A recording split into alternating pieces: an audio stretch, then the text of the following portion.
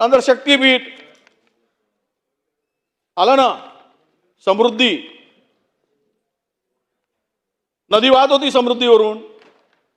2 वर्षामध्ये त्या समृद्धीमध्ये 500 कोटी रुपये गोळा होऊ शकले नाही. 56,000 कोटी रुपये खर्च झाले. 56,000 कोटी, 56 इंचाची छाती, 56,000 कोटी खर्च.